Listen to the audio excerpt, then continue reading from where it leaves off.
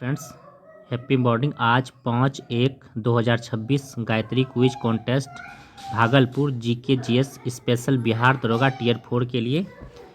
तो चलिए फ्रेंड्स, हमारे डायरेक्टर अमरजीत भैया हैं। सेट बाय शुभम फर्स्ट का है। जो फ्रेंड्स मॉर्निंग में आना चाहते हैं वो बिल्कुल आ सकते हैं। ऑफलाइन में प्रेशर क्या होता है एक सेट देने का वो आप लोग समझ सकते हैं। तो भागलपुर रहते तो बिल्कुल आइए, बाहर रहते हैं तो टेलीग्राम से जुड़ के आप सेट लगा सकते हैं और वीडियो से के माध्यम से आप आंसर मिला सकते हैं। तो चलिए फ्रेंड्स, 1 नंबर क्वेश्चन से एंशिएंट हिस्ट्री आज पूरा सिलेबस के अकॉर्डिंग दिया हुआ है। एंशिएंट हिस्ट्री से 3 क्वेश्चन रहेगा, ठीक है। तो क्वेश्चन नंबर 1 देखिए, वैदिक संस्था के संदर्भ में निम्नलिखित कथनों पर विचार कीजिए। वैदिक संस्था के संदर्भ में निम्नलिखित कथनों पर विचार कीजिए। वैदिक संस्था के संदर्भ में कह रहा है, ठीक है। सभा अपेक्षाकृत सीमित सदस्य संस्था थी। सभा अपेक्षाकृत सीमित सदस्य संस्था थी, सही है। समिति का स्वरूप अधिक व्यापक एवं जनसाधारण से जुड़ा हुआ था, ये भी सही है। लेकिन अथर्ववेद के अनुसार होगा तब सही, नहीं तो ये नहीं होगा, ठीक है। क्या हो जाएगा? नहीं होगा, नहीं था, ये गलत है। और दोनों संस्था का उल्लेख ऋग्वेद में मिलता है, हाँ ये भी सही है। तो ऑप्शन नंबर ए और सी दोनों सही हो जाए। 1 और 3 सही हो जाएगा। क्या हो जाएगा? 1 और 3 सही हो जाएगा। 2 सही होता तब जब अथर्ववेद के अकॉर्डिंग रहता तो, ठीक है। क्वेश्चन नंबर 2 पर आएंगे। निम्नलिखित में से किस युग में भूमि पर व्यक्तिगत स्वामित्व की अवधारणा अपेक्षाकृत स्पष्ट रूप से उभरती हुई दिखाई देती है? निम्नलिखित में से किस युग में भूमि पर व्यक्तिगत स्वामित्व की अवधारणा अपेक्षाकृत स्पष्ट रूप से उभरती हुई दिखाई देती है? ये उत्तर वैदिक काल। क्या हो जाएगा? उत्तर वैदिक काल। कौन सा? उत्तर वैदिक काल हो जाएगा। क्वेश्चन नंबर 3 देखिए, बौद्ध साहित्य के संदर्भ में कौन सा युग असंगत है? कौन पूछा? असंगत। तो दीर्घ निकाय, दीर्घ संवाद नहीं, दीर्घ संवाद नहीं होगा यहाँ पे। क्या हो जाएगा? दीर्घ सूत्र। क्या हो जाएगा? दीर्घ सूत्र, तब सही हो जाएगा, ठीक है। दीर्घ सूत्र हो जाएगा तब सही है, यही औसत्य है। विनय पिटक संघ अनुशासन है। सूत पिटक दार्शनिक विवेचना है। अभिधम पिटक तात्विक विश्लेषण है, ठीक है। इस तरह से ये सही हो जाएगा। यहाँ पे सूत्र कर लीजिए, दीर्घ सूत्र, तब दीर्घ निकाय दीर्घ सूत्र हो जाएगा। क्वेश्चन नंबर एंशिएंट से खत्म हो गया। मिडाइवल हिस्ट्री से 3 क्वेश्चन रहेगा। तो चलिए क्वेश्चन नंबर 4, इक्ता व्यवस्था इल्तुतमिश, इक्तादारी प्रथा इल्तुतमिश से संबंधित है। यहाँ कह रहा है इक्ता व्यवस्था के संदर्भ में निम्नलिखित में कथन पर विचार कीजिए। इक्ता मूलतः वेतन भुगतान की वैकल्पिक व्यवस्था थी। तो जी बिल्कुल ये थी। इक्ता मूलतः वेतन भुगतान की वैकल्पिक व्यवस्था थी, सही बात है। इक्तादार को भूमि पर स्वामित्व अधिकार प्राप्त था, जी नहीं, इस पर स्वामित्व प्राप्त नहीं था। क्या था? नहीं प्राप्त था। इक्तादार को भूमि पर स्वामित्व अधिकार प्राप्त था, नहीं प्राप्त था। तो इस तरह से ऑप्शन नंबर 1 सही हो जाएगा। ए नंबर ऑप्शन 4 का सही हो जाएगा। क्वेश्चन नंबर 5 पर आएंगे। निम्नलिखित को कालानुक्रम व्यवस्थित कीजिए। तो पहले क्या आ जाएगा? खिलजी वंश की स्थापना। खिलजी वंश की स्थापना कब हुआ था? 13 जून 1290 को। 13 जून 1290 को, ठीक है। याद रखिए, खिलजी वंश की स्थापना 13 जून 1290 को। और उसके बाद 1 नंबर में हो जाएगा। 2 नंबर में देखिए, 2 नंबर में हो जाएगा अलाउद्दीन खिलजी का मूल नियंत्रण 1300 से 1310, 1300 से 1310 तक अलाउद्दीन खिलजी का मूल नियंत्रण 2 नंबर पे हो जाएगा। और 3 नंबर में देखिए अब क्या हो गया? तुगलकाबाद दुर्ग का निर्माण। तुगलकाबाद यानी तुगलक वंश का संस्थापक कौन था? गयासुद्दीन तुगलक। तो तुगलकाबाद दुर्ग का निर्माण हुआ था 1321 में। कब हुआ था? 1321 में। और चौथा नंबर पे, ये तीसरा नंबर हो जाएगा, ये चौथा नंबर लास्ट वाला, फिरोज शाह तुगलक का नहर निर्माण करवाया था 1351 से 1388 के बीच, ठीक है। तो क्या हो जाएगा? ऑप्शन नंबर हो जाएगा इसका 1 नंबर ऑप्शन सही हो जाएगा। गलत करवाया गया था क्विज में, सी नहीं होगा, 1 होगा। खिलजी वंश, उसके बाद अलाउद्दीन खिलजी का मूल नियंत्रण, फिर तुगलकाबाद दुर्ग का निर्माण, तब फिरोज शाह तुगलक, ठीक है। इस तरह से ऑप्शन नंबर 1 सही हो जाएगा। बता भी दिए। खिलजी वंश की स्थापना खिलजी वंश का स्थापना कब हुआ था? 13 जून 1290 को। कब हुआ था? 13 जून 1290 को। और उसके बाद अलाउद्दीन खिलजी का मूल नियंत्रण 1300 से 1310, और तुगलकाबाद दुर्ग का निर्माण, तो तुगलकाबाद दुर्ग का निर्माण 1321 हो जाएगा। कब हो जाएगा? 1321। और फिरोज शाह तुगलक नहर निर्माण कराया था 1351 से 1388 का कार्यकाल रहता है, इसी के बीच में बहुत सारा निर्माण करवाया था, नहर निर्माण। तो तुगलकाबाद यानी तुगलक वंश का संस्थापक गयासुद्दीन तुगलक, ये भी याद रखेंगे। ठीक, तो इस तरह से ऑप्शन नंबर 1 सही हो जाएगा। क्वेश्चन नंबर 6 देखिए, विजयनगर साम्राज्य के अमर नायक, विजयनगर साम्राज्य के अमर नायक प्रथा का प्रमुख उद्देश्य क्या था? विजयनगर साम्राज्य के अमर नायक प्रथा का प्रमुख उद्देश्य क्या था? सैन्य संगठन एवं राजस्व प्रबंधन। सैन्य संगठन और राजस्व प्रबंधन क्या हो जाएगा? सैन्य संगठन एवं राजस्व प्रबंधन हो जाएगा। क्वेश्चन नंबर, अब 3 इसमें भी हो गया मॉडर्न मिडाइवल हिस्ट्री में। अब मॉडर्न हिस्ट्री में 5 क्वेश्चन पूछ, ठीक है। अब देखिए 7 नंबर क्वेश्चन से, 1857 के विद्रोह के संदर्भ में बिहार से संबद्ध निम्न कथन पर विचार कीजिए। तो कुंवर सिंह ने विद्रोह को स्थानीय जन समर्थन प्रदान किया था। जी बिल्कुल, स्थानीय जन समर्थन मतलब जन समर्थन प्रदान किया गया था। कुंवर सिंह ने विद्रोह को स्थानीय जन समर्थन प्रदान किया था। सही बात है, ये सही है। जगदीशपुर बीटी दमन का अंतिम प्रमुख केंद्र, जी ये भी सही हो जाएगा, क्योंकि लखनऊ में युद्ध करने के बाद कुंवर सिंह जगदीशपुर आए थे। तो ये दोनों कथन सही हो जाएगा। ऑप्शन सी क्विज में गलत करवाया गया था, ये सही हो जाएगा। आप लोग देख भी सकते हैं अच्छे से। तो क्या 1857 के विद्रोह के संदर्भ बिहार के संबंध में निम्नलिखित में विचार कीजिए। कुंवर सिंह ने विद्रोह को स्थानीय जन समर्थन प्रदान किया था। सही है। जगदीशपुर ब्रिटिश दमन का अंतिम प्रमुख केंद्र था, ये भी सही है, यानी कि ऑप्शन सी सही हो जाएगा 7 का। क्वेश्चन नंबर 8 पर आएंगे। करा कि भारतीय राष्ट्र आंदोलन में स्वदेशी की अवधारणा का तात्पर्य, भारतीय राष्ट्र आंदोलन में स्वदेशी की अवधारणा का तात्पर्य है केवल विदेशी वस्तुओं का बहिष्कार। स्वदेशी मतलब अपने देश का ही सब सामान यूज कीजिए। तो स्वदेशी अवधारणा का तात्पर्य है केवल विदेशी वस्तुओं का बहिष्कार कीजिए और अपना देश का सब कुछ यूज कीजिए। ठीक है। क्वेश्चन नंबर 9 को देखिए। करेक्ट आंदोलन का सही क्रम, नील आंदोलन क्या हो जाएगा? नील आंदोलन बंगाल। और नील आंदोलन कब हुआ था? मार्च 1859 में शुरू हुआ था और 1860 तक चला था। नील आंदोलन मार्च 1859 में मार्च 1859 में शुरू हुआ था और 1860 तक चला था। ठीक है। उसके बाद चंपारण बिहार में 1917 में, पश्चिम चंपारण में चंपारण सत्याग्रह महात्मा गांधी ने किया था बिहार में। और पावना विद्रोह भी क्या हो जाएगा? पावना आंदोलन ये भी हो जाएगा बंगाल। पावना विद्रोह भी बंगाल हो जाएगा, ये 1875-76 में। पावना विद्रोह 1875-76 में हो जाएगा पावना विद्रोह। यहाँ पे 2 कर लीजिए। ठीक है। इस तरह से ऑप्शन नंबर 1 सही हो जाएगा। क्या हो जाएगा? ऑप्शन नंबर 1 सही हो जाएगा। क्वेश्चन नंबर 10 पर आएंगे। कांग्रेस ने सूरत विभाजन 1907 का मूल कारण क्या था? कांग्रेस के सूरत विभाजन कब हुआ था? 1907 में। कांग्रेस का सूरत विभाजन कब हुआ था? 1907 में। याद रखें, सूरत विभाजन 1907 में। कांग्रेस का सूरत विभाजन 1907 का मूल कारण क्या था? मूल कारण इसका था क्या? नरम और गरम दल का वैचारिक मतभेद। क्या था? नरम और गरम दल के वैचारिक मतभेद था। सूरत विभाजन 1907 का। क्वेश्चन नंबर 11 देखिए। कैबिनेट मिशन योजना के किस प्रावधान को भारत विभाजन का बीजा माना जाता है? भारत विभाजन का बीजा माना जाता है। ये अंतरिम सरकार को, किसको माना जाता है? अंतरिम सरकार को। कैबिनेट मिशन योजना के किस प्रावधान को भारत विभाजन का बीजा माना जाता है? अंतरिम सरकार को। किसको? अंतरिम सरकार को। अब चलिए वर्ल्ड हिस्ट्री से 4 क्वेश्चन करा कि 12 नंबर क्वेश्चन देखिए। फ्रांसीसी क्रांति के प्रभाव के संदर्भ में निम्नलिखित में कौन सा कथन सबसे अधिक व्यापक था? फ्रांसीसी क्रांति के प्रभाव के संदर्भ में निम्नलिखित में से कौन सा कथन सबसे अधिक व्यापी था? सबसे अधिक व्यापी कौन था? फ्रांसीसी क्रांति 1789 में हुआ था। कब हुआ था फ्रांसीसी क्रांति? 1789 में हुआ था।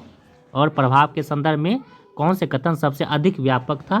तो सबसे अधिक व्यापक हो जाएगा उपनिवेश का विस्तार। क्या हो जाएगा? उपनिवेशवाद का विस्तार। फ्रांसीसी क्रांति 1789 में हुआ था कि प्रभाव के संदर्भ में निम्नलिखित में से कौन सा कथन सबसे अधिक व्यापक है? तो उपनिवेशवाद का विस्तार। किसका? उपनिवेशवाद का विस्तार। क्वेश्चन नंबर 13 को देखिए। प्रथम विश्व युद्ध के तत्कालीन कारण, प्रथम विश्व युद्ध के तत्कालीन कारण, प्रथम विश्व युद्ध के तत्कालीन कारण के रूप में किस घटना को माना जाता है? प्रथम युद्ध के तत्कालीन कारण के रूप में किस घटना को माना जाता है? प्रथम विश्व युद्ध, ये सेराजेवो हत्याकांड। क्या हो जाएगा? सेराजेवो हत्याकांड। 1914 से 1918 के बीच प्रथम विश्व युद्ध चला था। 37 देश ने भाग लिया था प्रथम विश्व युद्ध में, और 61 द्वितीय विश्व युद्ध में 61 देश ने भाग लिया था। क्वेश्चन नंबर 14 देखिए। द्वितीय विश्व युद्ध 1939 से 1945 के बीच चला है। तो द्वितीय विश्व युद्ध में धुरी राष्ट्र, कौन? धुरी राष्ट्र के संदर्भ में निम्नलिखित कौन सा शामिल नहीं है? धुरी राष्ट्र में कौन शामिल नहीं है? तो ये फ्रांस, ये मित्र राष्ट्र में शामिल है। धुरी राष्ट्र में शामिल नहीं है फ्रांस, धुरी राष्ट्र में शामिल नहीं है। तो अब देखिए धुरी राष्ट्र में कौन कौन शामिल है? Italy, Japan, Germany. Italy, Japan, Germany धुरी राष्ट्र में शामिल है। Italy, Japan, Germany, Italy, Japan, Germany ये धुरी राष्ट्र में शामिल है। ये मित्र राष्ट्र में क्या है? मित्र राष्ट्र में शामिल है फ्रांस। फ्रांस मित्र राष्ट्र में। तो मित्र राष्ट्र में कौन कौन शामिल है? रूस और अमेरिका 1941 में शामिल हुआ था। अमेरिका, चीन, रूस, अमेरिका, इंग्लैंड, चीन, रूस, अमेरिका, इंग्लैंड, चीन, रूस और अमेरिका जो है कि 1941 में शामिल हुआ था। इंग्लैंड और चीन ये सभी मित्र राष्ट्र में था। रूस, अमेरिका, इंग्लैंड, चीन और फ्रांस ये सब मित्र राष्ट्र में था।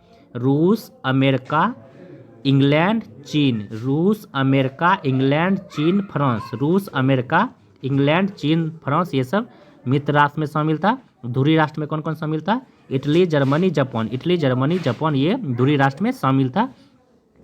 इस तरह से याद रखेंगे। क्वेश्चन नंबर तो 14 का ऑप्शन नंबर डी हो जाएगा।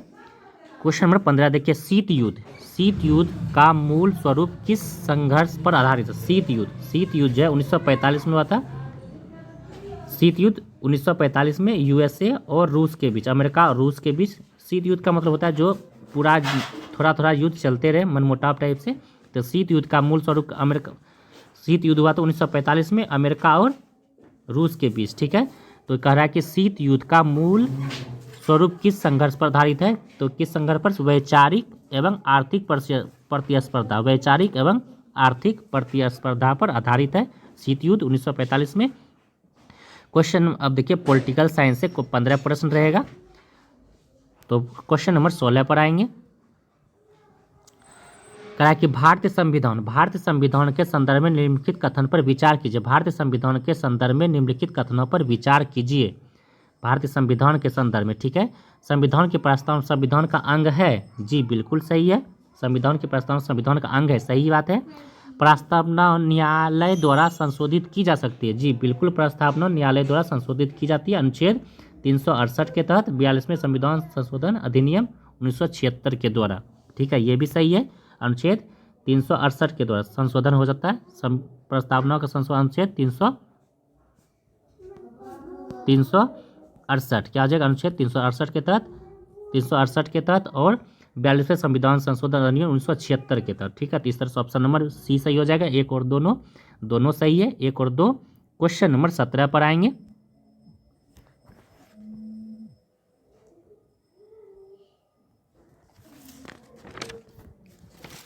सत्रह नंबर क्वेश्चन देखिए। संघवाद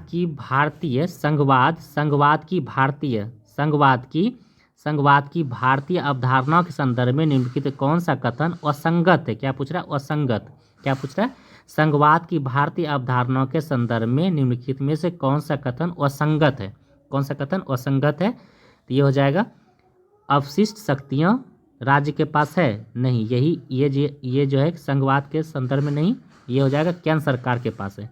अवशिष्ट शक्तियाँ राज्य के पास नहीं, केंद्र के पास। किसके पास? राज्य के पास नहीं, केंद्र के पास। किसके पास? केंद्र के पास, ठीक है, केंद्र सरकार के पास है। तो ऑप्शन बी जो कि गलत है। क्वेश्चन नंबर 18 पाएंगे। निम्नलिखित में से किस स्थिति में राष्ट्रपति शासन को सर्वोच्च न्यायालय द्वारा असंवैधानिक घोषणा किया जा सकता है। तो कह रहा है कि निम्नलिखित में से किस स्थिति में राष्ट्रपति शासन को सर्वोच्च न्यायालय द्वारा असंवैधानिक घोषणा किया जा सकता है। तो जब अनुच्छेद 356 का दुरुपयोग हो, जब अनुच्छेद 356 का दुरुपयोग हो तब राष्ट्रपति शासन को सर्वोच्च न्यायालय द्वारा असंवैधानिक घोषणा किया जा सकता है। ठीक है।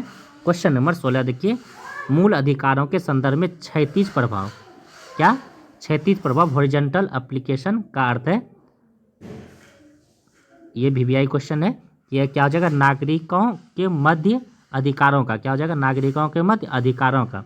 मूल अधिकारों के संदर्भ में क्षैतिज प्रभाव हॉरिजॉन्टल एप्लीकेशन का अर्थ है नागरिकों के मध्य अधिकारों का, नागरिकों के मध्य अधिकारों, क्षैतिज प्रभाव नागरिकों के मध्य अधिकारों, क्षैतिज प्रभाव नागरिकों के मध्य अधिकारों। ठीक है। क्वेश्चन नंबर 20 पर आएंगे। क्या निम्नलिखित कथनों पर विचार कीजिए।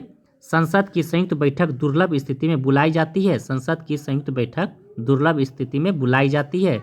जी बिल्कुल, ये दुर्लभ स्थिति में बुलाई जाती है। संसद की निम्न में से कौन सा कथन पर विचार की, संसद की संयुक्त बैठक दुर्लभ स्थिति में बुलाई जाती है, सही है।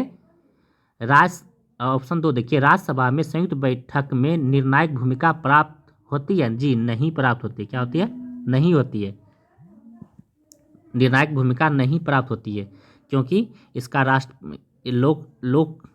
लोकसभा और राज्यसभा की संयुक्त बैठक राष्ट्रपति द्वारा किया जाता है। लोकसभा और राज्यसभा की संयुक्त बैठक राष्ट्रपति द्वारा बैठक किया जाता है, बुलाता राष्ट्रपति द्वारा बुलाया जाता है। और अनुच्छेद 108 के तहत, किसके तहत, अनुच्छेद 108 के तहत लोकसभा और राज्यसभा की संयुक्त बैठक राष्ट्रपति द्वारा बुलाया जाता है, अनुच्छेद 108 के तहत, जिसमें लोकसभा के अधिक सदस्य होते हैं, इसलिए निर्णायक मत राज्यसभा का नहीं होता है, लोकसभा का ही होता है। तो यही भूमिका प्राप्त नहीं है, क्या हो जाएगा, नहीं। इस तरह से ऑप्शन नंबर 2 की जो कि गलत है, तो यह केवल एक सही है, क्या है, केवल एक सही है। क्वेश्चन नंबर 21 देखिए, भारतीय संविधान के किस अनुच्छेद में वित्त आयोग का प्रावधान, वित्त आयोग अनुच्छेद 280, क्या हो जाएगा, वित्त आयोग अनुच्छेद 280।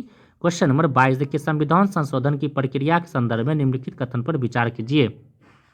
संविधान संशोधन की प्रक्रिया, संविधान संशोधन की प्रक्रिया के संदर्भ में, संविधान संशोधन की प्रक्रिया के संदर्भ में निम्नलिखित कथनों पर विचार कीजिए। तो संविधान संशोधन की प्रक्रिया, पहले देखिए संविधान संशोधन की प्रक्रिया यह दक्षिण अफ्रीका से लिया गया, कहाँ से, दक्षिण अफ्रीका से, कहाँ से लिया गया, संविधान संशोधन की प्रक्रिया दक्षिण अफ्रीका से लिया गया है। कुछ संशोधन केवल संसद के साधारण बहुमत से हो सकते हैं, तो जी हो सकते हैं। कुछ संशोधन के लिए राज्य की स्वीकृति अनिवार्य है, ये भी सही है, यानी कि 1 और 2 दोनों सही है, तो ऑप्शन सी सही हो जाएगा। क्वेश्चन नंबर 23 देखिए, मूल संरचना सिद्धांत, मूल संरचना सिद्धांत का प्रतिपादन किस वाद के लिए किया गया है, केशवानंद भारतीवाद के लिए। कह रहा है कि क्वेश्चन नंबर 23 देखिए, मूल संरचना का सिद्धांत, किसका, मूल संरचना का सिद्धांत का प्रतिपादन किस वाद के लिए किया गया है, तो केशवानंद भारतीवाद, किसके लिए, केशवानंद भारतीवाद 1973, केशवानंद भारतीवाद 1973, ठीक है, 1973 केशवानंद भारतीवाद 1973। SR बोम्मईवाद हो जाएगा, SR बोम्मईवाद 1994, क्या हो जाएगा, SR बोम्मईवाद 1994। मिनर्वा मिल्स कब हो जाएगा, मिनर्वा मिल्स हो जाएगा 1980, मिनर्वा मिल्स कब हो जाएगा 1980। और गोलकनाथवाद क्या कब हो जाएगा 1971, गोलकनाथवाद 1971, ये भी याद रखेंगे। तो इस तरह से ऑप्शन नंबर बी हो जाएगा 23 का। क्वेश्चन नंबर 24 देखिए, निम्नलिखित में से कौन सा नीति निर्देशक तत्वों का सिद्धांत नहीं है, नीति निर्देशक तत्वों का सिद्धांत नहीं है, नीति निर्देशक तत्वों का सिद्धांत नहीं है, यह राजनीतिक स्थिरता, कौन नहीं है, राजनीतिक स्थिरता नीति निर्देशक तत्व का सिद्धांत नहीं है। सामाजिक, आर्थिक और कल्याणकारी ये है, लेकिन राजनीतिक स्थिरता नीति निर्देशक तत्व का उद्देश्य नहीं है। क्वेश्चन नंबर 25 देखिए, राज्यपाल के विवेकाधिकार के संदर्भ में निम्नलिखित कौन सा कार्य सम्मिलित नहीं है, राज्यपाल के विवेकाधिकार के संदर्भ में निम्नलिखित में कौन सा कार्य सम्मिलित नहीं है, राज्यपाल के विवेकाधिकार के संदर्भ में निम्नलिखित कौन सा कार्य सम्मिलित नहीं है, तो ये बजट प्रस्तुत करना, यही कार्य सम्मिलित नहीं है। राज्यपाल के विवेकाधिकार के संदर्भ में निम्नलिखित में कौन सा कार्य सम्मिलित नहीं है, बजट प्रस्तुत करना, ये सम्मिलित नहीं है। विधानसभा भंग करना अनुच्छेद 174(2) के तहत, अनुच्छेद 174(b)(2) के तहत, 174(2)(b) के तहत, और मुख्यमंत्री की नियुक्ति अनुच्छेद 164 मुख्यमंत्री की नियुक्ति। ठीक है, ये भी याद रखेंगे, राज्यपाल करता है। क्वेश्चन नंबर 26 देखिए, भारतीय संसद की विधायी शक्तियों के संदर्भ में निम्नलिखित में से कौन सा कथन सही है? भारतीय संसद की विधायी शक्तियों के संदर्भ में निम्नलिखित में से कौन सा कथन सही है? तो ये हो जाएगा, संसद विशेष परिस्थिति में राज्य सूची पर भी कानून बना सकता है। संसद जो है कि विशेष परिस्थिति में भी राज्य संसद पर कानून बना सकता है।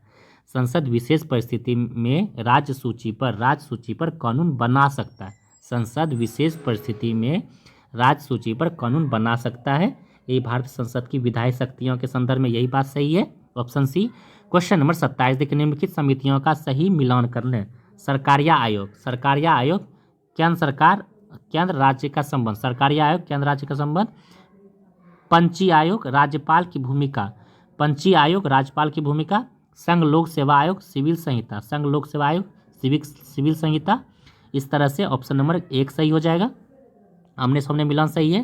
क्वेश्चन नंबर 28 देखिए, न्यायिक पुनरावलोकन जुडिकल रिव्यू का भारतीय स्वरूप किस देश से प्रेरित है? अमेरिका से। न्यायिक पुनरावलोकन किस देश संबंधित है, लिया गया है किस देश के संविधान से? न्यायिक पुनरावलोकन अमेरिका के संविधान से लिया गया है। क्वेश्चन नंबर 29 पर आएंगे। निम्नलिखित में से कौन सा लोकसभा का विशिष्ट अधिकार है? अविश्वास प्रस्ताव लोकसभा का विशिष्ट अधिकार है। लोकसभा का विशिष्ट अधिकार क्या है? अविश्वास प्रस्ताव। लोकसभा का विशिष्ट अधिकार क्या है? अविश्वास प्रस्ताव। क्वेश्चन नंबर 30 देखिए, भारत में संसदीय शासन प्रणाली का तात्पर्य। भारत में संसदीय शासन प्रणाली का तात्पर्य कार्यपालिका विधायिका के प्रति उत्तरदायी। भारत में संसदीय शासन प्रणाली का तात्पर्य कार्यपालिका का विधायिका के प्रति उत्तरदायी। अब क्वेश्चन नंबर इकोनॉमिक्स से 5 क्वेश्चन चलिए।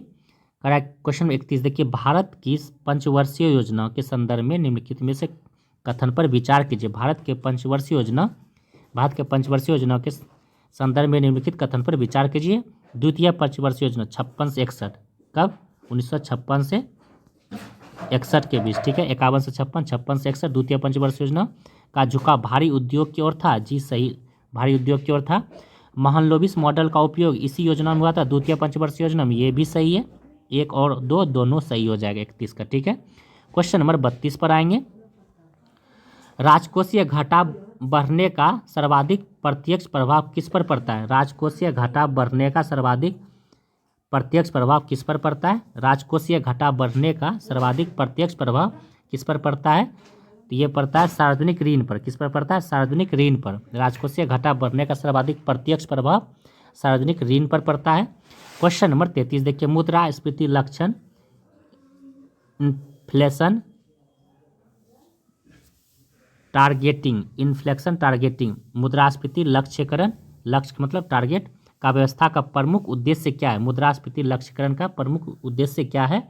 इसका मूल्य स्थिर सुनिश्चित करना, मूल्य स्थिरता को सुनिश्चित करना। क्या हो जाएगा? मूल्य स्थिरता को सुनिश्चित करना। मुद्रास्फीति लक्ष्यकरण का व्यवस्था का प्रमुख उद्देश्य क्या है? मूल्य स्थिरता सुनिश्चित करना। क्या हो जाएगा? मूल्य स्थिरता को सुनिश्चित करना। क्वेश्चन नंबर 34 देखिए, निम्नलिखित में से कौन सा प्रत्यक्ष कर नहीं है? प्रत्यक्ष कर नहीं है वस्तु एवं सेवा कर। प्रत्यक्ष कर नहीं है वस्तु एवं सेवा कर। प्रत्यक्ष कर नहीं है वस्तु एवं सेवा कर। प्रत्यक्ष कर नहीं है तो प्रत्यक्ष कर आय और प्रत्यक्ष कर वस्तु एवं सेवा कर क्या? जैसे जीएसटी और प्रत्यक्ष कर है आयकर, संपत्ति कर और कॉर्पोरेट कर, ये प्रत्यक्ष कर। आयकर, संपत्ति कर और कॉर्पोरेट कर ये प्रत्यक्ष कर है, ठीक है।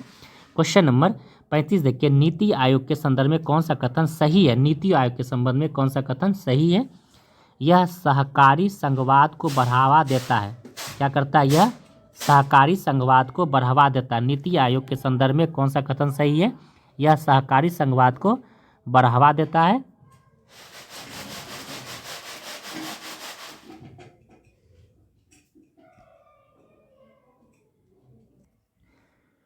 क्वेश्चन नंबर 35 देखिए, कह रहा है कि नीति आयोग के संदर्भ में कौन सा कथन सही है? नीति आयोग के संदर्भ में कौन सा कथन सही है? तो यह संघवाद को बढ़ावा देता है। क्या हो जाएगा? यह नीति आयोग संघवाद को बढ़ावा देता है। नीति आयोग के संबंध में यह संघवाद को बढ़ावा देता है। क्वेश्चन नंबर 36 को देखिए, अब एग्रीकल्चर एंड एनिमल हस्बेंड्री से 2 क्वेश्चन रहेगा।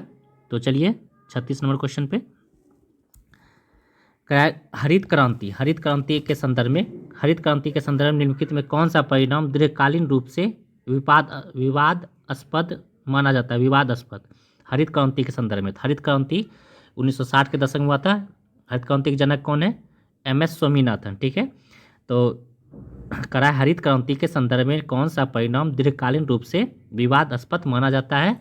तो क्षेत्रीय विषमता में वृद्धि। किसमें? क्षेत्रीय विषमता में वृद्धि। क्वेश्चन नंबर 37 देखिए, भारत के दुग्ध उत्पादन में के संदर्भ में निम्नलिखित पर विचार कीजिए। भारत में विश्व में सबसे बड़ा दूध उत्पादक है। सही बात है, भारत जो है कि विश्व का सबसे बड़ा दूध उत्पादक है। सही है। श्वेत क्रांति का संबंध वर्गीज कुरियन से, ये भी सही है। श्वेत क्रांति का संबंध वर्गीज कुरियन से। हरित क्रांति का संबंध MS स्वामीनाथन। ठीक है, तो श्वेत क्रांति का जनक वर्गीज कुरियन से। तो इस तरह से ऑप्शन नंबर सी सही हो जाएगा। क्या हो जाएगा? ऑप्शन नंबर सी सही हो जाएगा। क्वेश्चन नंबर 38 पर आएंगे, इंडियन ज्योग्राफी से 10 क्वेश्चन। तो भारतीय भौतिक प्रदेश के संदर्भ में, भौतिक प्रदेश के संदर्भ में निम्नलिखित कथन पर विचार कीजिए। तो हिमालय युवा वलित पर्वत है, ये सही है। प्रायद्वीप पठार भूगर्भीय दृष्टि से नवीनतम संरचना है। नवीनतम नहीं, यही है, नवीनतम नहीं, ये प्राचीन हो जाए। क्या हो जाएगा? प्राचीन। क्या हो जाएगा? प्राचीन है, नवीनतम नहीं है। नवीनतम नहीं है, प्राचीन है। ठीक है, तो ये गलत है। उत्तर मैदान में मुख्य जलोढ़ निक्षेपण से निर्माण होता है। उत्तर मैदान में जलोढ़ निक्षेपण से निर्मित होता है। उत्तरी मैदान मुख्यतः जलोढ़ निक्षेपण से निर्मित होती है। ये सही है। 1 और 3 सही हो जाएगा। 1 और 3 सही हो जाएगा। ऑप्शन नंबर 1 सही हो जाएगा। क्वेश्चन नंबर 38 पर आएंगे, करा भारत के नदियों के संदर्भ में निम्नलिखित कथन का असंगत। क्या करा? असंगत कौन है? नर्मदा। असंगत करा नर्मदा। क्या हो जाएगा? भ्रंश घाटी। सही है, नर्मदा भ्रंश घाटी। गोदावरी दक्कन पठार। कावेरी हिमालय नदी नहीं, कावेरी क्या हो जाएगा? कावेरी ब्रह्मगिरी की पर्वतमाला ताल कावेरी से निकलती है। कावेरी जो है कि ब्रह्मगिरी के पर्वतमाला पर ताल कावेरी से निकलती है, कावेरी नदी। ठीक है, तो यही गलत है। तो क्या हो जाएगा इस जगह? ब्रह्मगिरी पर्वतमाला पर ताल कावेरी से निकलती है कावेरी नदी। तो यही गलत था, ऑप्शन नंबर सी। और सोन प्रायद्वीप नदी है। सोन के साथ प्रायद्वीप नदी है। तो इस तरह से ये भी याद रखेंगे। क्वेश्चन नंबर 40 देखिए, निम्नलिखित में से उत्तर से दक्षिण क्रम में व्यवस्थित करने। उत्तर से दक्षिण, तो अरावली श्रेणी सही है 1 नंबर में। दूसरा नंबर विंध्याचल, तीसरा नंबर सतपुरा और चौथा नंबर नीलगिरी। अरावली, विंध्याचल, सतपुरा और नीलगिरी। उत्तर में, उत्तर सबसे ऊपर अरावली, उसके नीचे विंध्याचल, उसके बाद सतपुरा, उसके बाद नीलगिरी। इस तरह से ऑप्शन नंबर 1 सही हो जाएगा 40 का। क्वेश्चन नंबर 41 देखिए, भारतीय मानसून तंत्र के संदर्भ में निम्नलिखित कथनों पर विचार कीजिए। मानसून का आगमन दक्षिण पश्चिम से उत्तर पूर्व की ओर होता है। यानी मानसून का आगमन दक्षिण पश्चिम से उत्तर पूर्व की ओर होता है। सही है। जेट स्ट्रीम की भूमिका मानसून की तीव्रता को प्रभावित करता है। ये भी सही है, यानी कि ऑप्शन दोनों सही हो जाएगा। 40 का ए और बी दोनों सही है। क्वेश्चन नंबर 42 पर आएंगे, करा कि भारत की काली मिट्टी के संदर्भ में निम्नलिखित में से कौन सा कथन असंगत है? काली मिट्टी के संदर्भ में कौन सा कथन असंगत है? यह बेसाल्ट लावा से निर्मित होता है। यह बेसाल्टिक लावा से निर्मित होता है काली मिट्टी। इसमें नमी धारण क्षमता अधिक होती है। इसमें नमी धारण क्षमता अधिक होती है, ये भी सही है। यह चाय की खेती के लिए सर्वाधिक उपयुक्त होता है। नहीं, चाय के नहीं, कपास के लिए। किसके लिए? कपास के लिए सर्वाधिक होता है, चाय के लिए नहीं।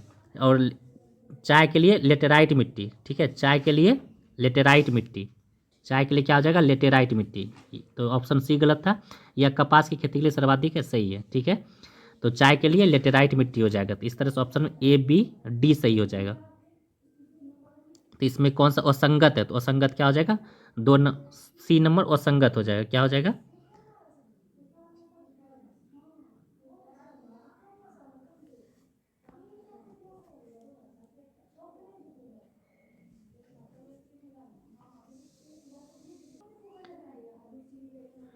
तो क्या हो जाएगा, सी इसका असत्य हो जाएगा।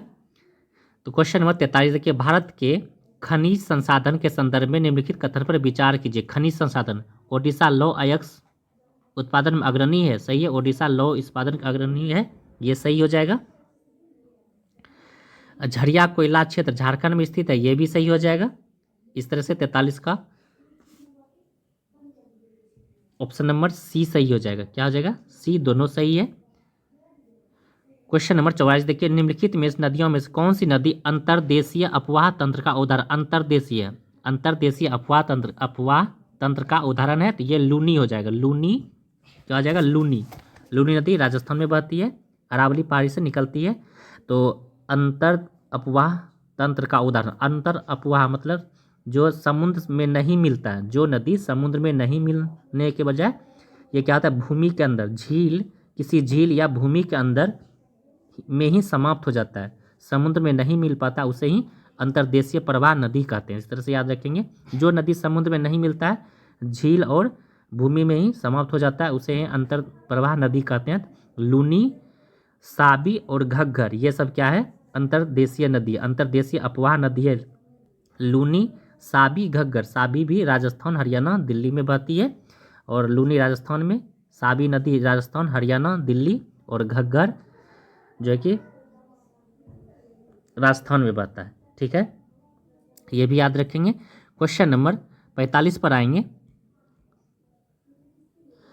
कराग, भारतीय तटीय मैदानों के संदर्भ में सही कथन कौन है, भारतीय तटीय मैदान में सही कथन, भारतीय तटीय मैदानों के संदर्भ में कौन सही कथन है, तो ये सही हो जाएगा, पूर्वी तट में डेल्टा का विकास अधिक होता है, पूर्वी तट में डेल्टा का विकास क्या होता है, अधिक होता है। भारतीय तटीय मैदान के संदर्भ में सही कथन कौन सा है, पूर्वी तट में डेल्टा का विकास अधिक होता है। क्वेश्चन नंबर 46 देखिए, भारत के जलप्रपात के संदर्भ में सही, जोग या गरसोप्पा नर्मदा नदी हो जाएगा, जोग या गरसोप्पा ये शरावती नदी, सही पूछ रहा है, ठीक है, सही।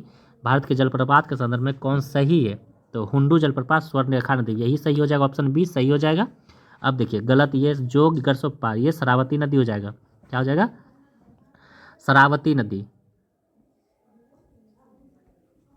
शरावती नदी हो जाएगा। जोग या गरसोप्पा शरावती नदी कर्नाटक में बहती है। दूध सागर, ये दूध सागर कहाँ जाएगा, गोवा मांडवी नदी, दूध सागर गोवा मांडवी नदी, क्या हो जाएगा, गोवा में मांडवी नदी, ठीक है, दूध सागर गोवा मांडवी नदी। और चित्रकूट जलप्रपात हो जाएगा इंद्रावती नदी, इंद्रावती नदी हो जाएगा चित्रकूट जलप्रपात, इंद्रावती नदी छत्तीसगढ़, कहाँ जाएगा, छत्तीसगढ़ हो जाएगा। और स्वर्णरेखा नदी ये जो कि झारखंड रांची में, ठीक है, इस तरह से याद रखेंगे। क्वेश्चन नंबर 47 देखिए, इसका आंसर ये सही हो जाएगा। क्वेश्चन नंबर 47 देखिए, निम्नलिखित में कौन सा राष्ट्रीय उद्यान हिमालयी जैव विविधता क्षेत्र में स्थित है, निम्नलिखित में से कौन सा राष्ट्रीय उद्यान हिमालय जैव विविधता क्षेत्र में स्थित है, ये हो जाएगा जिम कॉर्बेट राष्ट्रीय उद्यान। क्या हो जाएगा, जिम कॉर्बेट राष्ट्रीय, इसका नाम हो गया अभी रामगंगा नेशनल पार्क, बदल के किया गया, ठीक है, जिम कॉर्बेट नेशनल पार्क। अब देख उत्तराखंड में जिम नेशनल पार्क कहाँ है, उत्तराखंड में, रामगंगा नाम बदल कर दिया गया। उत्तराखंड में गिर राष्ट्रीय उद्यान, गुजरात में गिर गुजरात में, काजीरंगा असम में, कन्नौज किस लिए मध्य प्रदेश में, ठीक है। क्वेश्चन नंबर 48 पर आएंगे। अब वर्ल्ड ज्योग्राफी से 6 क्वेश्चन रहेगा। तो देखिए निम्नलिखित में कौन सही सुलेमित कीजिए। देश, राजधानी, मुद्रा। फिनलैंड का राजधानी हेलसिंकी, मुद्रा यूरो, सही है। फिनलैंड की राजधानी हेलसिंकी, मुद्रा यूरो। वियतनाम के राजधानी हनोई, मुद्रा डोंग। वियतनाम की राजधानी हनोई, मुद्रा डोंग, ये भी सही है।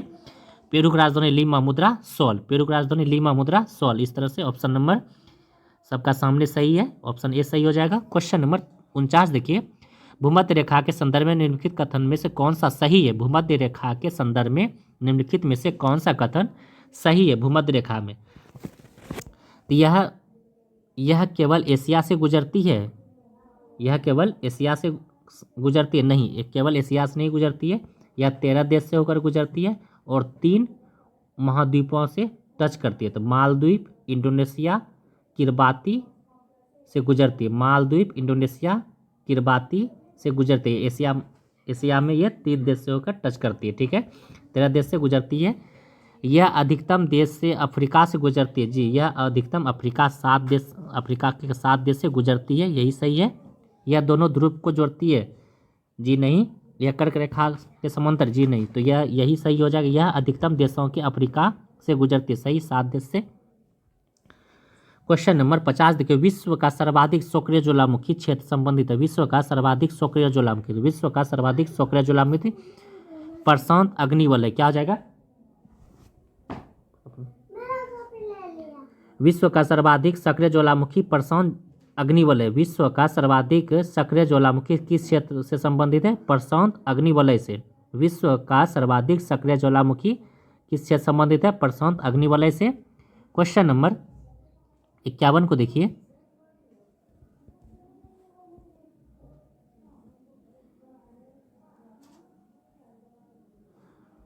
पनामा के संदर्भ में सही कथन। पनामा यह अटलांटिक और प्रशांत महासागर को जोड़ती है। अटलांटिक और प्रशांत महासागर को जोड़ती है। पनामा शहर के संदर्भ में सही कथन, यह अटलांटिक और प्रशांत महासागर को जोड़ती है। क्वेश्चन नंबर 52 देखिए, निम्नलिखित मरुस्थल कौन शीत मरुस्थल कौन है। तो गोबी जो है कि गोबी शीत मरुस्थल है। यह मंगोलिया में, एशिया महादेश में गोबी, ठीक है। गोबी क्या है, शीत मरुस्थल है। क्वेश्चन नंबर 53 देखिए, एंडीज पर्वतमाला किस प्लेट के अभिसरण का परिमाण है। एंडीज जो है नाजका दक्षिण अफ्रीका। एंडीज नाजका दक्षिण अफ्रीका है। एंडीज पर्वतमाला किस प्लेट के अभिसरण का परिणाम है। नाजका दक्षिण अमेरिका, क्या हो जाएगा, नाजका दक्षिण अमेरिका। अब आर्ट एंड कल्चर से 2 प्रश्न रहेगा। भारतीय शास्त्र नीति के संदर्भ में निम्नलिखित में से कौन सा युग्म असंगत है। कौन सा युग्म असंगत है शास्त्र नीति के संबंध में। कुचिपुड़ी आंध्र प्रदेश, सही है। मणिपुर, कथकली केरल। मोहिनीअट्टम केरल का। मोहिनीअट्टम कहाँ का है, केरल का। मोहिनीअट्टम केरल का है, यही गलत है। और भरतनाट्यम तमिलनाडु का। मोहिनीअट्टम केरल का, भरतनाट्यम तमिलनाडु का। क्वेश्चन नंबर 55 पर आएंगे।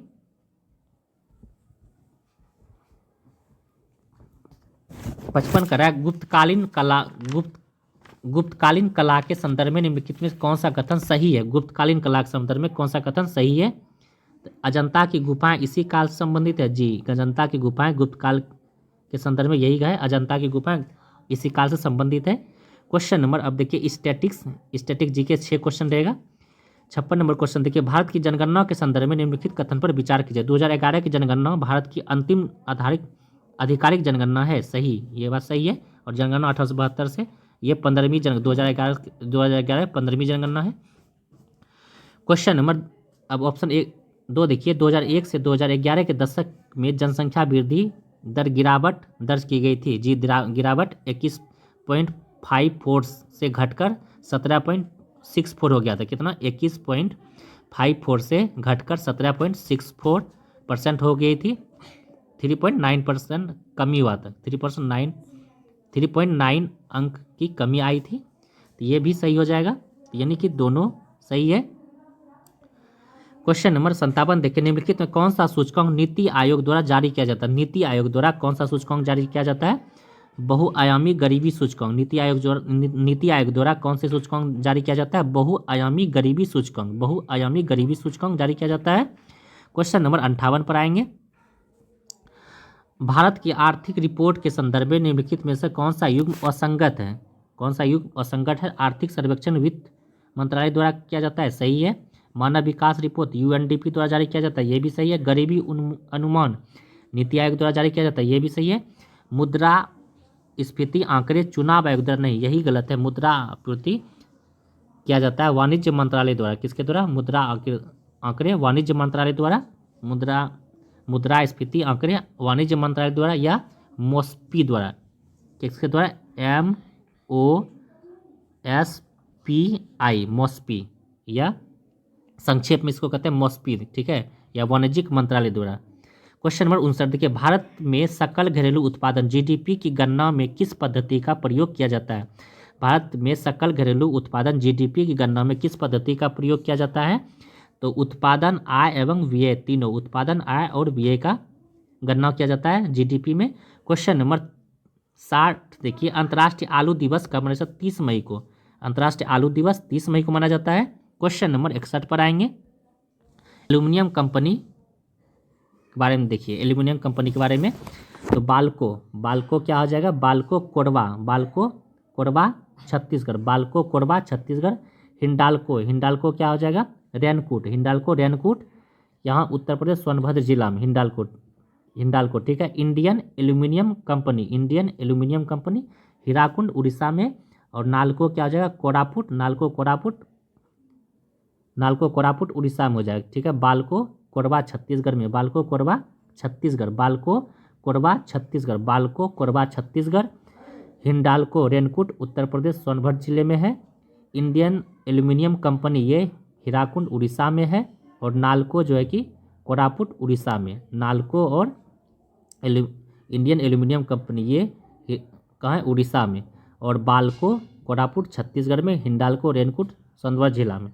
और इससे क्वेश्चन जान लीजिए, भारत की पहली एल्यूमिनियम रिफाइनरी 1948 में स्थापना किया गया था। भारत की पहली एल्यूमिनियम रिफाइनरी 1948 में स्थापित किया गया था। कहाँ? मुरी, झारखंड में। कहाँ किया गया था? मुरी, झारखंड में। अलुपुरम एल्यूमिनियम क्षेत्र, ये केरल में। अलुपुरम एल्यूमिनियम क्षेत्र केरल में, ये भी याद रखेंगे इस तरह से। तो इस तरह से 61 का ऑप्शन क्या हो जाएगा?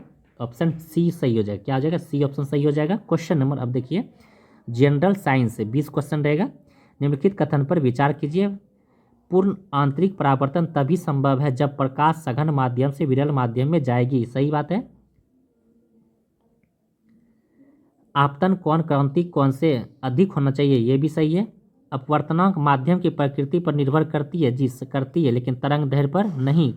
तरंग दैर्ध्य पर भी करती है। किस पर करती है? ये नहीं हो जाएगा। तो इस तरह से क्या हो जाएगा? ऑप्शन 1 और 2 सही है। तरंग दैर्ध्य पर करती है, नहीं, ये करके गलत हो गया है।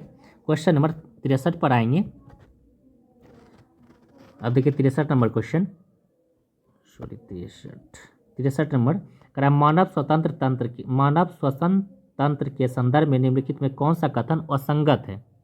गैसों का आदान प्रदान एल्यूयोली में होता है। गैसों का आदान प्रदान एल्यूयोली में होता है, सही है।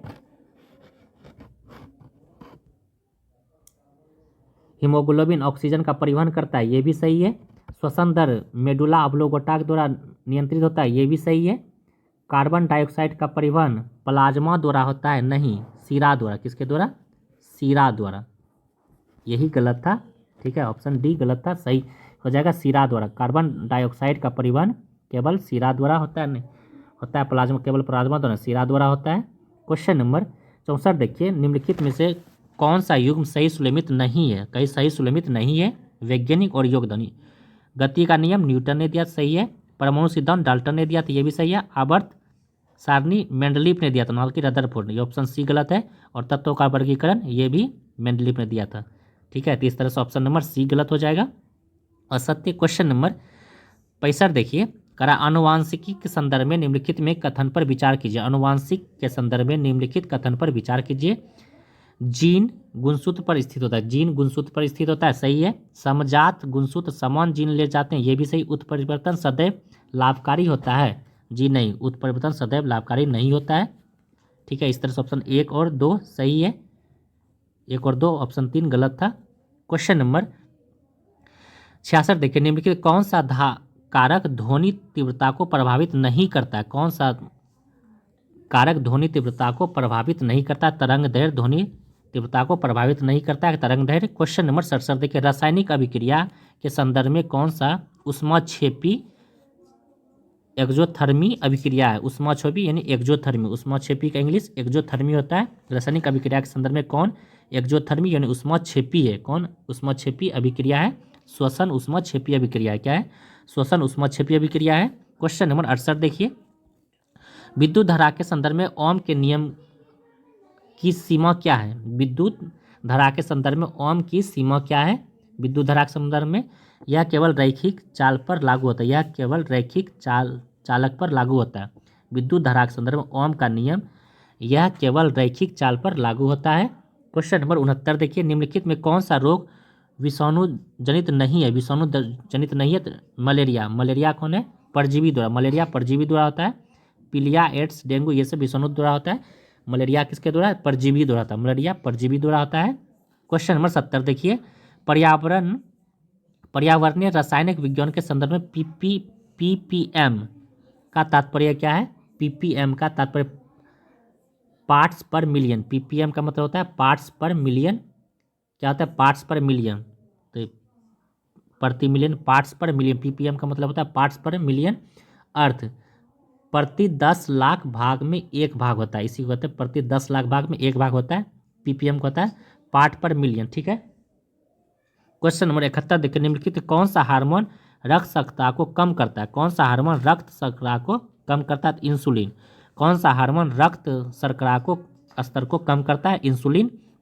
क्वेश्चन नंबर 72 पर आएंगे, मानव रक्त का पीएच मान 7.4 के आसपास बना रहता है, सही है। रक्त में उपस्थित कार्बोहाइड्रेट बफर प्रणाली पीएच को नियंत्रित करता है, ये भी सही है। 1 और 2 दोनों सही हो जाएगा। क्वेश्चन नंबर 73 पर आएंगे, यदि किसी चालक तार का तापमान बढ़ा दिया जाए तो सामान्यतः उसका प्रतिरोध क्या हो जाएगा? यदि किसी चालक तार का तापमान बढ़ा दिया जाए तो उसका सामान्य उसका प्रतिरोध क्या हो जाएगा? तो बढ़ जाएगा और टक्कर की आवृत्ति बढ़ जाएगी, बढ़ जाएगा और क्योंकि टक्कर की आवृत्ति बढ़ जाएगा। क्वेश्चन नंबर 74 पर आएंगे, निम्नलिखित कथन पर विचार कीजिए। पीएच स्केल का मान 0 से 14 के बीच होता है, सही है। इस पीएच का मान जितना कम होगा अम्लता उतना अधिक होगा, ये भी सही है। पीएच मान 7 से कम वाले विलयन कमजोर अम्ल होते हैं, हमेशा कमजोर नहीं होते हैं, हमेशा कमजोर नहीं होते। तो ऑप्शन सी गलत है, तो 1 और 2 सही हो जाएगा, ऑप्शन 1 सही हो जाएगा। क्वेश्चन नंबर 75 देखिए, हार्मोन और ग्रंथि। इंसुलिन, इंसुलिन क्या हो जाएगा? अग्नाशय, इंसुलिन अग्नाशय। थायराइड, थायराइड क्या हो जाएगा? Thyroid thyroxine, thyroid, thyroxine, thyroid. Insulin अग्नाशय, थायरॉक्सिन, थायराइड। एड्रिलेनिन अधिवृक्क, एड्रिलेनिन अधिवृक्क। इस तरह से ऑप्शन नंबर 1 सही हो जाएगा। क्वेश्चन नंबर 76 देखिए, किसी वस्तु की गतिज ऊर्जा उसके वेग की तुलना में किस पर निर्भर करती है? किसी वस्तु की गतिज ऊर्जा उसके वेग की तुलना में किस पर निर्भर करती है? ये निर्भर करती है वेग के वर्ग पर। किस पर निर्भर करती है? वेग के वर्ग पर। किसी वस्तु की गतिज ऊर्जा उसके वेग की तुलना पर किस पर निर्भर करती है? वेग के वर्ग पर। ठीक है। क्वेश्चन नंबर 77 देखिए, निम्न में से कौन सा लवण जल घुलने पर क्षारीय विलयन प्रदान करता है? निम्न में कौन सा लवण जल में घुलने पर क्षारीय विलयन प्रदान करता है?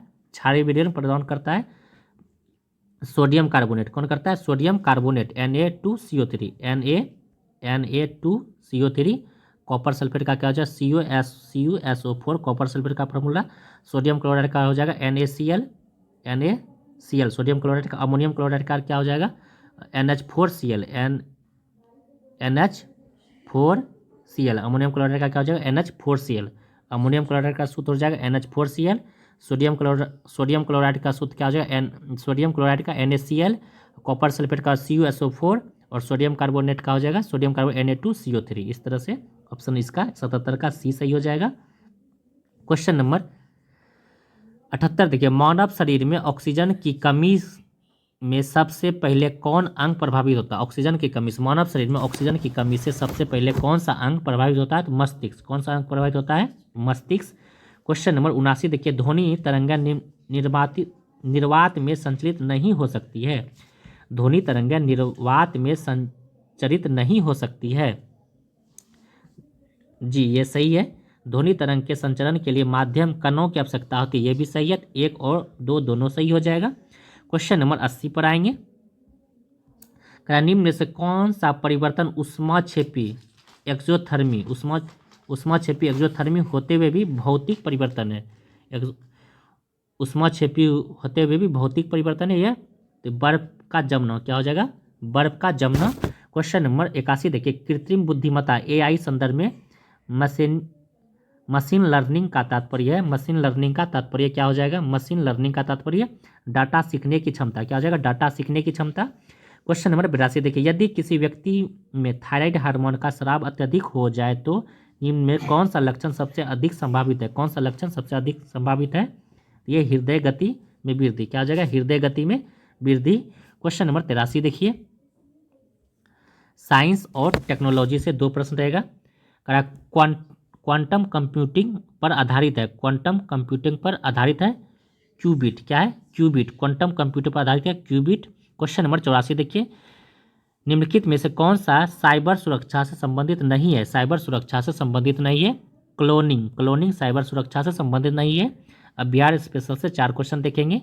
बिहार में बहावी आंदोलन किस वर्ष हुआ था? बिहार में बहावी आंदोलन 1831 में हुआ था। बिहार में बहावी आंदोलन 1831 में हुआ था। बिहार में बहावी आंदोलन कब हुआ था? 1831 में। क्वेश्चन नंबर 86 देखिए, बिहार में 125 यूनिट बिजली मुक्त करने की घोषणा कब की गई? बिहार में 125 यूनिट बिजली मुक्त करने की घोषणा 17 जुलाई 2025 को कब किया गया? 17 जुलाई 2025 से बिहार में 125 यूनिट बिजली मुक्त घोषित कर दिया गया है। क्वेश्चन नंबर 87 पर आएंगे। बिहार में हरित कृषि रोड मैप का प्रमुख उद्देश्य क्या है? बिहार में हरित कृषि रोड मैप क्या है? बिहार में हरित कृषि रोड मैप का मुख्य उद्देश्य क्या है? मुख्य उद्देश्य क्या है?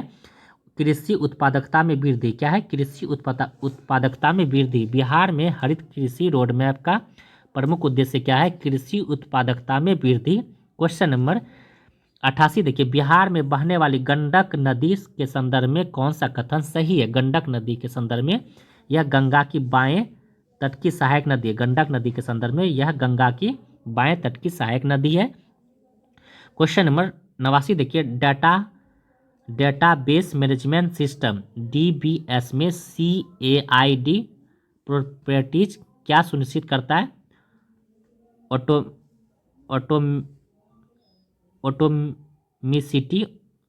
एटोमिसिटी, कंसिस्टेंसी, आइसोलेशन और ड्यूरेबिलिटी, यानी मजबूती। ड्यूरेबिलिटी मतलब मजबूती होता है। क्वेश्चन नंबर 90 देखिए, प्रोग्रामिंग भाषा C++ में वर्चुअल फंक्शन का मुख्य उद्देश्य क्या है? तो पॉलीमॉर्फिज्म प्राप्त करना। क्या है? पॉलीमॉर्फिज्म प्राप्त करना। प्रोग्रामिंग भाषा C++ में वर्चुअल फंक्शन क्या है? पॉलीमॉर्फिज्म प्राप्त करना। क्वेश्चन अब 91 पाइए, करंट अफेयर का क्वेश्चन। चर्चा में रहा कवाल टाइगर रिजर्व कहाँ है? कवाल टाइगर रिजर्व कहाँ है? कवाल टाइगर रिजर्व कहाँ है? तेलंगाना में। कवाल टाइगर रिजर्व कहाँ है? तेलंगाना में। कवाल तेलंगाना। क्वेश्चन नंबर 92 देखिए, जम्मू कश्मीर में स्थित विश्व का सबसे ऊंचा railway bridge Chenab rail bridge किन 2 स्थानों को जोड़ती है? कब्बाल और कोटी। ये गलत लिखा हुआ है, कब्बाल और कोरी। क्या है? कोटी ने कोरी होता है यहाँ, कोरी। कोका रोदिर गया, कोरी। कव्वाल और कोरी हो जाएगा, कोटी गलत लिखा हुआ था, यही हो जाएगा। यही 2 स्थान को जोड़ती है, कव्वाल और कोरी। ऊंचाई 359 मीटर है। ठीक है। क्वेश्चन नंबर 93 पर आएंगे। इफ्को का पहला विदेशी नैनो उर्वरक संयंत्र कहाँ स्थापित होगा? इफ्को का पहला नैनो उर्वरक संयंत्र कहाँ स्थापित होगा? इफ्को का, तो ब्राज़ील में। कहाँ होगा? ब्राज़ील में। इफ्को का पहला विदेशी नैनो उर्वरक संयंत्र कहाँ स्थापित होगा? तो ब्राज़ील में। कहाँ होगा? ब्राज़ील में। क्वेश्चन नंबर 94 को देखिए। भारत सेमीकंडक्टर मिशन का प्रमुख उद्देश्य क्या है? भारत सेमीकंडक्टर का प्रमुख उद्देश्य क्या है? घरेलू चिप का निर्माण। भारत सेमीकंडक्टर मिशन का प्रमुख उद्देश्य क्या है? घरेलू चिप निर्माण। क्वेश्चन नंबर 95 देखिए, भारत ने 2025 में किस देश के साथ सामरिक लॉजिस्टिक सहयोग सामरिक लॉजिस्टिक सहयोग बढ़ाया है? जापान के साथ। भारत ने 2025 में किस देश के साथ सामरिक लॉजिस्टिक सहयोग बढ़ाया है? जापान के साथ। क्वेश्चन नंबर 96 देखिए, G20 के संदर्भ में निम्न में कौन सा कथन सही है? इसमें 19 देश EU से शामिल है, यूरोपीय संघ से शामिल है, और यूरोपीय संघ 2023 में अफ्रीका संघ EU इसका पूर्ण सदस्य बन गया अफ्रीका 2023 में, ठीक है। 19 देश EU यानी यूरोपीय संघ में शामिल है। क्वेश्चन नंबर 97 देखिए, digital personal data protection act का प्रमुख उद्देश्य क्या है? Digital personal data protection act का प्रमुख उद्देश्य क्या है? तो नागरिकों की डाटा गोपनीयता करना। Digital personal data protection act का प्रमुख उद्देश्य क्या है? नागरिकों की डाटा गोपनीयता करना। क्वेश्चन नंबर 98 देखिए, भारत किस योजना का उद्देश्य महिलाओं को ड्रोन पायलट बनाना है? भारत के किस योजना का उद्देश्य महिलाओं को ड्रोन पायलट बनाना है? तो ड्रोन दीदी योजना क्या हो जाएगा? ड्रोन दीदी योजना। क्वेश्चन नंबर 99 पर आएंगे, करा वन नेशन वन इलेक्शन की अवधारणा का संबंध है? तो रामनाथ कोविंद से। तो चुनाव सुधार से, वन नेशन वन इलेक्शन का संबंध है चुनाव सुधार से। क्वेश्चन नंबर 100 पर आएंगे, भारत के संदर्भ में ग्रीन हाइड्रोजन मिशन का प्राथमिक लक्ष्य क्या है? भारत के संदर्भ में ग्रीन हाइड्रोजन मिशन का प्राथमिक उद्देश्य क्या है? तो ये हो जाएगा स्वच्छ ऊर्जा संक्रमण। क्या हो जाएगा? स्वच्छ ऊर्जा संक्रमण। ग्रीन हाइड्रोजन मिशन का प्रथम लक्ष्य क्या है? स्वच्छ ऊर्जा मिशन। क्वेश्चन नंबर 101 देखिए, भारत मध्य पूर्व यूरोप आर्थिक गलियारा IMEC के संदर्भ में कथन पर विचार कीजिए। इसका उद्देश्य एशिया, मध्य पूर्व और यूरोप के बीच संपर्क सुदृढ़ करना सही हो जाएगा। इसमें समुद्र और रेल संपर्क दोनों सम्मिलित है, ये भी सही हो जाएगा। तो दोनों सही हो जाएगा। क्या हो जाएगा? दोनों, ऑप्शन ए और ऑप्शन बी दोनों सही हो जाएगा। क्वेश्चन नंबर 102 देखिए, कह रहा है कि भारत द्वारा 2025 में घोषित राष्ट्रीय कृत्रिम बुद्धिमत्ता मिशन का प्रमुख फोकस क्या है? भारत द्वारा 2025 में घोषित राष्ट्रीय कृत्रिम बुद्धिमत्ता मिशन का प्रमुख फोकस क्या है? प्रमुख फोकस क्या हो जाएगा? ये हो जाएगा सार्वजनिक सेवा वितरण में AI का। क्वेश्चन नंबर 103 पर आएंगे, ग्लोबल हंगर इंडेक्स भूखमरी सूचकांक में ग्लोबल 102 स्थान पे, ग्लोबल 100 मिशन में इंडिया 102 स्थान पे है। ग्लोबल 100 इंडेक्स के संदर्भ में निम्नलिखित में से कौन सा घटक शामिल नहीं है? कौन सा घटक शामिल है? तो साक्षरता दर शामिल नहीं है। क्वेश्चन नंबर 104 देखिए, 2025 में चर्चा में रहा ब्लू बॉन्ड मुख्यतः किससे संबंधित है? ब्लू बॉन्ड मुख्यतः किससे संबंधित है? समुद्र एवं तटीय संरक्षण परियोजनाओं के वित्त पोषण से। समुद्र एवं तटीय संरक्षण परियोजना के वित्त पोषण से। क्वेश्चन नंबर 105 देखिए, निम्नलिखित में कौन सा अंतर्राष्ट्रीय संगठन वैश्विक आर्थिक स्थिरता से प्रत्यक्ष रूप से संबंधित है? IMF। कौन हो जाएगा? IMF वैश्विक आर्थिक स्थिरता के प्रत्यक्ष रूप से संबंधित है अंतर्राष्ट्रीय संगठन IMF। क्वेश्चन नंबर 106 पर आएंगे, भारत के संदर्भ में राष्ट्रीय लॉजिस्टिक नीति का प्रमुख उद्देश्य क्या है? तो लॉजिस्टिक लागत GDP में प्रतिशत के रूप में घटता है। क्या होता है? लॉजिस्टिक लागत को GDP के प्रतिशत के रूप में घटता है। क्वेश्चन नंबर 7 देखिए, डिजिटल पब्लिक इंफ्रास्ट्रक्चर DPI के संदर्भ में निम्नलिखित में से कौन सा भारत का प्रमुख उदाहरण है? तो आधार UPI डिजीलॉकर। क्या हो जाएगा? आधार UPI डिजीलॉकर। क्वेश्चन नंबर 108 देखिए, 2025 में चर्चा में रहा carbon board adjustment mechanism CBAM का मुख्य संबंधित किससे है? ये हो जाएगा सीमा पर कार्बन उत्सर्जन शुल्क। क्या हो जाएगा? सीमा पर कार्बन उत्सर्जन शुल्क हो जाएगा। क्वेश्चन नंबर 109 पर आएंगे, करा भारत की विदेश नीति के संदर्भ में नेबरहुड यानी कि नेबरहुड मतलब पड़ोसी फर्स्ट पॉलिसी का प्राथमिक लक्ष्य क्या है? भारत की विदेशी नीति के संदर्भ में नेबरहुड पड़ोसी यानी फर्स्ट पॉलिसी प्राथमिक लक्ष्य क्या है? हो जाएगा पड़ोसी देशों के साथ सहयोग स्थिरता करना। क्या हो जाएगा? पड़ोसी देशों के साथ सहयोग और स्थिरता हो जाएगा। क्वेश्चन नंबर 110 पर आएंगे, कराए राष्ट्रीय शिक्षा नीति NEP के क्रियान्वयन के संदर्भ में 2025 तक निम्नलिखित में कौन सा परिवर्तन सर्वाधिक महत्वपूर्ण माना जाता है? कौन सा परिवर्तन सर्वाधिक महत्वपूर्ण माना जाता है? बहुविषयक शिक्षा एवं क्रेडिट ट्रांसफर, बहु विषयक शिक्षा एवं क्रेडिट ट्रांसफर। अब क्वेश्चन एक्स्ट्रा आएंगे 111। देखिए कौन सा शब्द जातिवाचक संज्ञा है? तो नदी क्या है? जातिवाचक। नदी क्या है? जातिवाचक। 112 देखिए निम्नलिखित में किस शब्द में बहुव्रीहि समास नहीं है? बहुव्रीहि समास नहीं है, तो प्रत्यक्ष में बहुव्रीहि समास नहीं है। क्वेश्चन नंबर 113 देखिए, कह रहा है freedom was bought dash the cost of my life की रिक्त स्थान की पूर्ति करने के लिए सही विकल्प फ्रीडम मतलब आज़ादी होता है, वाज मतलब था, बाउट मतलब क्या होता है? बाउट मतलब खरीदना, और कॉस्ट मतलब प्राइस लागत, मैनी मतलब कई, और लाइफ मतलब जिंदगी। तो इस तरह क्या हो जाएगा? फ्रीडम वाज बाउट, यानी इसमें क्या हो जाएगा? The dash the cost for any life, तो यह क्या हो जाएगा? For the cost of an many lifes. Freedom मतलब आज़ादी। क्वेश्चन नंबर 14 देखिए 114 देखिए, फरवरी 2025 में एम्स नई दिल्ली में लॉन्च किए गए भारत के पहले स्वदेश स्वचालित बायो मेडिकल अपशिष्ट उपचार रिंग का नाम क्या है? फरवरी 2025 में एम्स नई दिल्ली में लॉन्च किए गए भारत के पहले स्वदेशी स्वचालित बायोमेडिकल अपशिष्ट उपचार रिंग का नाम क्या है? क्या हो जाएगा? सृजनम। क्या हो जाएगा? सृजनम नाम आ जाएगा। क्वेश्चन नंबर 115 देखिए, केंद्रीय समुद्री मत्स्य अनुसंधान संस्थान, केंद्रीय समुद्री मत्स्य अनुसंधान संस्थान CMFRI कहाँ स्थापित है? केंद्रीय समुद्री मत्स्य अनुसंधान संस्थान CMFRI कहाँ स्थित है? कोच्चिन में। कहाँ स्थित है? कोच्चिन में। क्वेश्चन नंबर 116 देखिए, ऑपरेशन सिंदूर किस तिथि को प्रारंभ हुआ? ऑपरेशन सिंदूर किस तिथि को? 7 मई 2025 को ऑपरेशन सिंदूर को प्रारंभ किया गया, 7 मई 2025 को। तो चलिए फ्रेंड्स, आज के लिए इतना ही, फिर नेक्स्ट डे मिलते हैं। थोड़ा ज़्यादा लंबा वीडियो हो गया, थैंक यू। आज के लिए इतना ही।